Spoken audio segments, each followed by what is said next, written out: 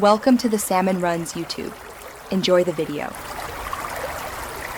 In this video, I will explain how to generate an XML file for your income tax return.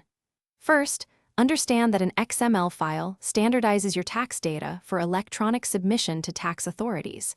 You will need to gather all relevant tax documents, such as W-2s, 1099, and any other income or deduction statements.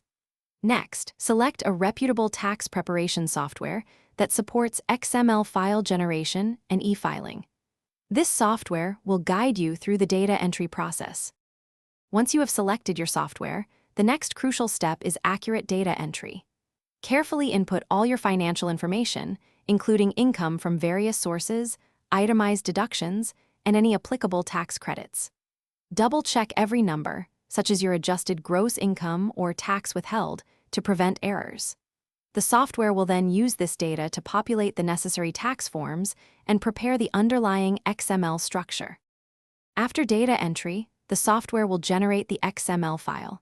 It's vital to validate this file against the tax authority's schema to ensure it meets all technical specifications.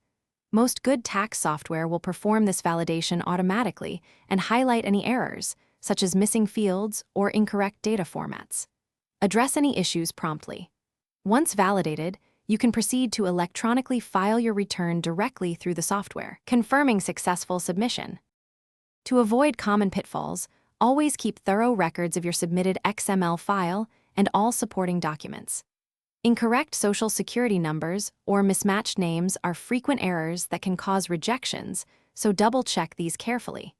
If you encounter technical issues, consult your software's support or the tax authority's guidelines.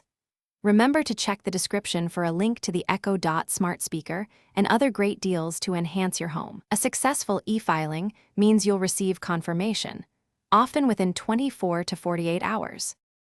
Thanks for watching. Consider subscribing if we helped you.